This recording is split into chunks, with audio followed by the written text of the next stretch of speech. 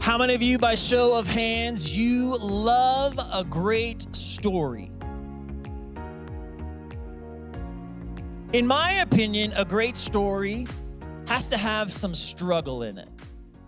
Right? What's the backstory? What's this character development? Why are they the way they are? What are the trials that they've had to walk through? What are the tragedies that they have experienced? Now, it's not just about the pain and suffering side of it, but to have a great story, now you're seeing them in their process.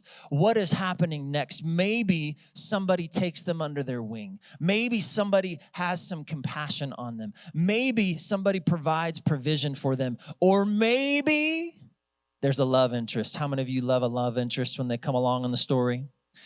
You are ready. Oh, y'all are lying. All you ladies in here. Rom-coms were made for you, okay?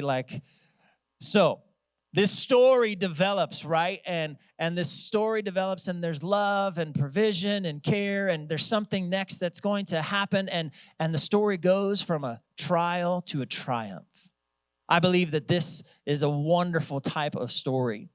We're continuing on in our 3:16 series here at CLA, and we're stepping into a new 3:16. We're going to be in the book of Ruth, chapter 3, verse 16. Now, this is a book of the Bible, so I've got to give you the context and the culture of which you are stepping into. We don't have time to go through all, 4 or 5 chapters of this in one day, so I got to give you some highlights of what is happening. So this is in the Old Testament. This is during the time of the judges in the Old Testament. Israel had really kind of turned away from the Lord at this point in time. There was a man by the name of Elimelech. He was living in the town of Bethlehem. You may have heard of that place before. He was married to Naomi, and they had 2 sons.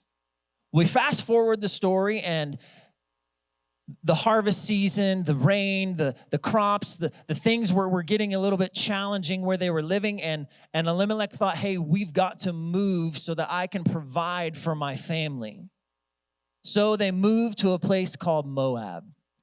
Now they move, and they are foreigners in this country. They move there so that they can start a new life and have food and all of that. Now, during the process of this, Naomi's 2 sons, they also get married. They get married to Orpah, not Oprah, Orpah, okay, and a lady named Ruth. Now, fast forward the story, and over some years, some tragedy hits. Elimelech, Naomi's husband, he dies. Now, they stay in the land for a while, but then more tragedy strikes. We're not sure exactly what has happened, but the 2 sons have also died now. So now you have Naomi, Orpah, and Ruth, 3 widows. So here's what Naomi says. She brings her daughters-in-law together and says, listen, you need to go back to your families. You need to go back there, and you need to go so that you can restart your life, and perhaps someday that you will get married once again, and you need to go back. One of the ladies, she ends up going back to her family, but another one by the name of Ruth, she's been so moved by the faith of Naomi. She's been so impressed about something is different about them that she pledges to stay with Naomi through it all. We're going to pick up in Ruth chapter 1, verse 16. So Naomi has told Ruth, hey, you need to go home. And this is what Ruth replies. Don't ask me to leave you and turn back. Wherever you go, I will go. Wherever you live, I will live. Your people will be my people, and your God will be my God. Wherever you die, I will die, and there I will be buried. May the Lord punish me severely if I allow anything but death to separate us.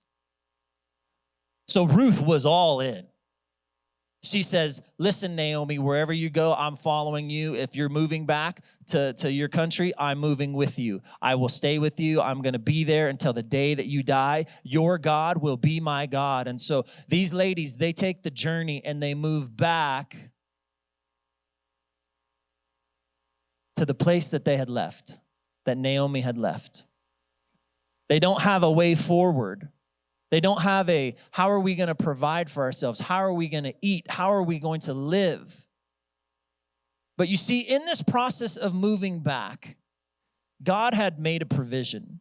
How many of you know that when there's a problem in life, God has made a provision? You see, they didn't have food. They didn't have a source, but God had made a provision. They had a law in their community that you could glean from someone else's crops. What does that mean?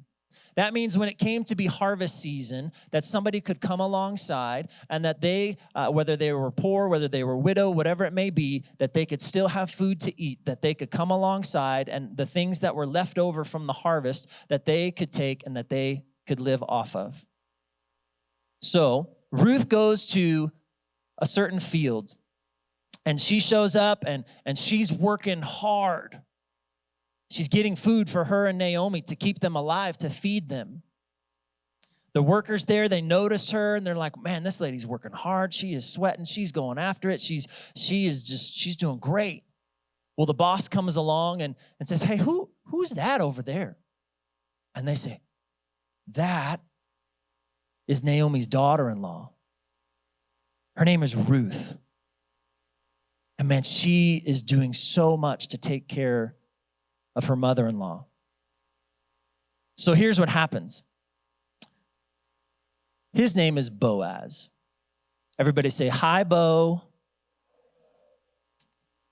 Boaz is a wealthy man. He has lots of crops, lots of harvest, and he graciously invites Ruth to stay and says, hey, here's what I want you to do. You are more than welcome to continue to glean from my land. Hey, get some water. If you need to rest, you can rest over here. Hey, we're going to give you even more. And he just goes out of the way to honor her. And this is her response to him. Ruth chapter 2, verse 10. Ruth fell at his feet and thanked him warmly. What have I done to deserve such kindness, she asked. I am only a foreigner. Yes, I know, Boaz replied, but I also know everything you have done for your mother-in-law since the death of your husband. I've heard how you left your father and mother and your own land to live here among complete strangers. May the Lord, the God of Israel, under whose wings you have come to take refuge, reward you fully for what you have done. You see, Boaz saw Ruth's loyalty. Boaz saw her love for the Lord. Boaz saw that she was willing to work hard. So here's the story as we fast forward. Ruth, she's been gleaning all day, but then like they give her some extra. And so she goes back to Naomi and Naomi's like, hey, what happened today? And she's like, something amazing happened. I was at this guy's field. His name was Boaz. And then Ruth's like, Boaz, huh? That name sounds familiar to me. He is a kinsman redeemer. Now, I don't know if Ruth knew what that meant or didn't know, but here's what that means. In the old days, when somebody had passed away, their land, their possessions, and even their family basically could go to another family member. That family member could redeem the land and also redeem the widow and take them into their household and marry them. So Naomi is playing matchmaker. Any of you like to play matchmaker? Any of you ever had somebody try to play matchmaker with you? Oh, you got to meet this person. We need to set up a date for you, right? So she's trying to play a matchmaker, and she comes up with a plan that maybe Boaz could be the kinsman redeemer that we need. So here's the plan. When he's sleeping and he's at the threshing floor, I want you to go in and I want you to uncover the blanket from his feet. And then I want you to lay down until he wakes up. Now that may sound a little weird, and we'll get to that in a minute. But let's read what happens. Ruth chapter 3, verse 8. Around midnight, Boaz suddenly woke up, probably because his feet were cold, and turned over. He was surprised to find a woman lying at his feet. Who are you? He asked. I'm your servant Ruth, she replied. Spread the corner of your covering over me, for you are my family redeemer. Now, you may be asking, what is happening? Why did she go in? Why did she uncover his feet? What is this whole thing that's happening? The covering was highly symbolic. So as she was saying this, this is basically her saying, if you want to marry me, I'll marry you. Like she's going that far, like that fast. Like, hey, I'm here, I'm ready. If you want to marry me, I'm willing to marry you. And the covering that she asked, hey, would you share your covering with me? Here's what it means. Would you share your protection? Would you share your care? Would you share your support with me? Would you come over and would you embrace me? This was a highly symbolic thing. And I know this is not something that would happen nowadays, right? But back in the day, this was a very symbolic moment. And this is how he responds. Verse 10. The Lord bless you, my daughter, Boaz exclaimed. You are showing even more family loyalty now than you did before, for you have not gone after a younger man, whether rich or poor. Now don't worry about a thing, my daughter. I will do what is necessary, for everyone in town knows you are a virtuous woman. But while it's true that I am one of your family redeemers, there is another man who is more closely related to you than I am. Turn to your neighbor and say, there's another man. Dun, dun, dun. Soap opera status, all right? There is another man. Boaz tells her, listen, by law, I have to allow this other person to step in and give them the first option. If they choose not to, then I will redeem this option. Verse 16. When Ruth went back to her mother-in-law, Naomi asked, what happened, my daughter? Ruth told Naomi everything Boaz had done for her. And she added, he gave me these 6 scoops of barley and said, don't go back to your mother-in-law empty-handed. Then Naomi said to her, just be patient, my daughter, until we hear what happens. The man won't rest until he has settled things today. So our 3:16 for today. Verse 16, when Ruth went back to her mother-in-law, Naomi asked, what happened, my daughter? Ruth told Naomi everything Boaz had done for her. Point number 1, when you encounter the Redeemer, it leads to transformation. Now, Boaz, like I already said, he was a kinsman redeemer, but what I have not shared yet is that Boaz represents Christ. Boaz in the Old Testament is a foreshadowing of Christ, that he would come in and that he would redeem his people, that he would purchase the right to redeem them, to rescue them. When we have an encounter with the Redeemer, it leads to transformation. So Naomi asked the question, what happened? I mean, if you got a mother-in-law who likes to be up in your business and you walked in the door and they're like, what happened? Like, I mean, she set this up. She's trying to be the matchmaker. She's excited. Like, what is happening? What's going on? And so she's like, what happened? You ever come in the door and somebody bombards you like with the question? You're like, I just walked in the door. Like, what? Now, here's the question. What happened? She's saying, how did it go? What has changed? Have any of you ever noticed a change in somebody before? Maybe the way they're carrying themselves is a little different. Maybe they seem to have a little bit more confidence. Maybe they seem to, their shoulders are rolled back. They're standing up a little bit straighter. They just seem to be a little bit different. Maybe they seem to have peace when they've been, walking through a lot of problems or worries, or maybe you've seen somebody and they just have a different kind of expression on their face. They're like, wow, what happened?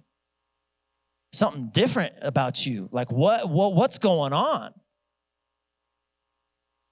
Have any of you ever seen a workout transformation before? Back in the day, like the most popular workout video ever was P90X. And part of P90X, their workout, what made them so popular was that they would do these before and after pictures. They would show you what the person looked like before their 90-day journey of getting into shape. But then they would show the picture after, and then they would put them side by side. And then people would be like, wow, look at that. Like, that person went from like bulk to Hulk. And they just got like six packs now. They got muscles. They got this, or maybe they're thinner, whatever it may be. And so people look at it and they're like, wow, okay. Yeah, maybe I'll give it a try. That looks like a normal human being. And look how they ended up. Like, I think I could do that too. Church, can I just remind us that when we have an encounter with the heavenly Redeemer, that something should be changing in our life. That we should look different. We should act different. We should think different. Our attitudes, our character should be improved from what it was before. When we encounter the Redeemer, something should be changing. If we were to take time and go around this room today, there may be people in here that would tell me, hey, you know, before I met the Lord, I was an alcoholic. Or before I met the Lord, I was a very hateful, vengeful person. I was a very judgmental person. Before I met the Lord, I was struggling with this. I was struggling with that. But now look what the Lord has done in my life. Because when we encounter the Redeemer, things begin to change in our life. Here's what I also want to remind you. Encountering the Redeemer is not a one-time thing. It's a process. There may be things that change immediately and dramatically. But as you grow in your faith, as you grow in your relationship with the Lord, things should start to develop even more. Things should start to change even more in your life. So my question to you is, are things still changing in your life when you meet with the Redeemer? Are you still growing in your faith? Are you taking steps to move from anger or hatred to love? Are you taking steps to move from bitterness to forgiveness? Are you still growing in your relationship in the Lord? Point number 2 is this. Encounters with the Redeemer lead to testimonies. Encounters with the Redeemer lead to testimonies. So Ruth told Naomi everything Boaz had done for her. Now remember, Boaz, he had given her some extra food basically to go home. In verse 15, which we didn't read today, it said that he gave her 6 basically cups full of barley to take home. Like he took off her shawl, put it all in there, so she could carry it home. You see, Boaz, with grace and with provision, has blessed Ruth. So as she has walked back into Naomi's household, Naomi is seeing this grace. She's seeing this provision that is resting now with Ruth. You see, when we encounter the Redeemer, there's a testimony. There's a story that's being written. There's something that we should be able to point to and say, look what the Lord has done.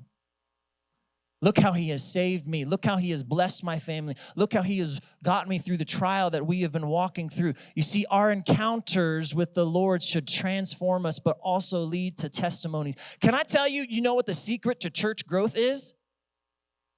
It's you sharing your stories with the people you live around. It's telling other people, look what God has done in my life. He could do it for you too. He could save your marriage. He could bless you. He could heal you. Let me show you this love, this grace, this unconditional family that I've met with. Let me show you who God is. So what stories do you need to be telling those around you? What testimonies do you need to be sharing with others? You see, sometimes people get so worked up, like, how am I supposed to explain this or that about the Lord? I don't have a degree in that, or I don't have all the answers. And listen, tell them your story with God. Tell them the story of redemption with Jesus. And let the Holy Spirit work the rest out. Point number 3, trusting in God's timing. This is what Naomi says in verse 18. Naomi said to her, just be patient, my daughter, until we hear what happens. The man won't rest until he has settled things today. Now, let's just be honest. How many of you love to wait? Let's hold your hand real high. I don't think I saw any. We struggle with waiting. We struggle with patience. We want it now. How many of you want it now? You want it now, whatever it is. We don't want to wait for anything. We want it right now. We have this electronic contraption in our house called a microwave. It can reheat food. It can cook food that maybe is frozen. And while it is edible and while it still may be, at a decent level of food, can I tell you what a microwave cannot do? It cannot compare to a crock pot. Here's why.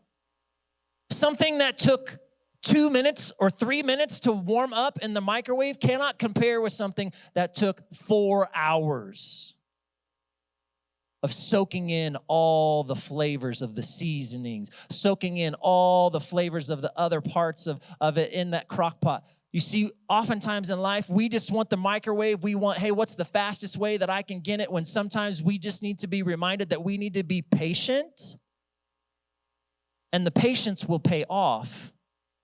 But we have to trust that that thing is coming. Here's where a lot of people go wrong in their faith journey. They go wrong by this. They pray to God for whatever it may be. They're asking for an answer. They're asking for provision. They're asking for this. And then they're like, come on, God. I got a clock here. Like, hey, I prayed 3 seconds ago. It hasn't happened. Okay, God, now it's been 30 minutes. God, where are you? Come on, God. Okay, now it's been an hour. Oh, it's been 3 days. God, where are you? Show up right now. Oh, man, it's been a week. It's been a month. It's been a year. But often what happens is we get so discouraged in the waiting process that we try to start to do it ourselves.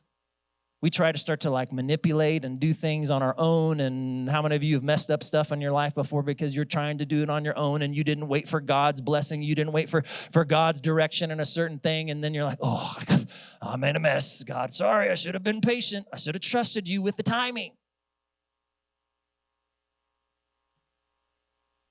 Waiting is not inactivity.